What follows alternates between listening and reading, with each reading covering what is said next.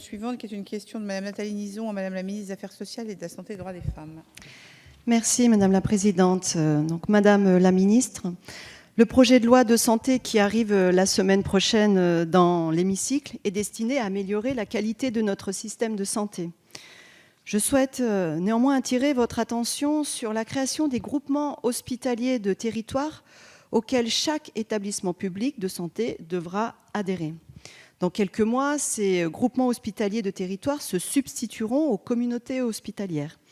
Ils aboutiront à un projet médical unique pour les établissements publics de santé qui sont sur un même bassin de vie. Le texte prévoit la création d'une convention constitutive de ces groupements qui définirait les modalités d'organisation et de fonctionnement de ces derniers, mais aussi la possibilité de transfert d'activité des soins ou d'équipements, de matériel lourd entre les établissements membres. Cette convention constitutive ne manque pas de questionner les professionnels de santé. Et d'ailleurs, j'ai été interpellée sur ce sujet dans ma circonscription par le personnel des hôpitaux Drôme Nord de Romans et Saint-Vallier. Madame la ministre, vous connaissez la situation fragile de cet établissement. Dans le cadre de ces futurs groupements hospitaliers de territoire, et malgré le plan de redressement entamé par les hôpitaux Drôme Nord, on peut légitimement se poser la question de sa capacité à participer pleinement à l'effort financier demandé. Et de même, on peut aussi se poser la question des problématiques liées à la future gouvernance de ce type de groupement. Enfin, la crainte de transfert d'activité de soins dans un autre établissement pose la question de l'offre de soins et de l'égalité d'accès aux soins dans les territoires ruraux au profit de territoires urbains, puisque les hôpitaux Drôme Nord concernent de l'urbain et aussi la ruralité.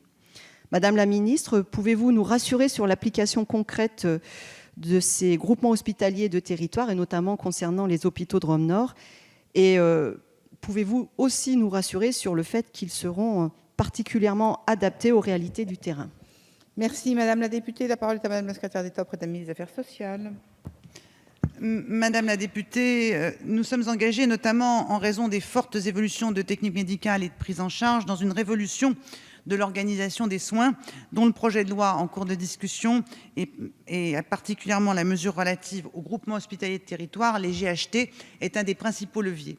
Le GHT est d'abord un outil de stratégie territoriale de l'hôpital public.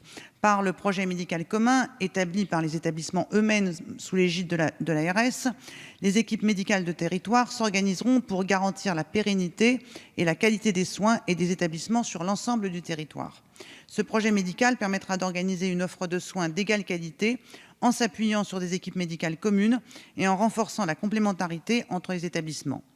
Bien loin de conduire à l'absorption des établissements des territoires ruraux par des établissements en zone urbaine, l'organisation territoriale construite par les GHT devra organiser des synergies et des mutualisations entre établissements.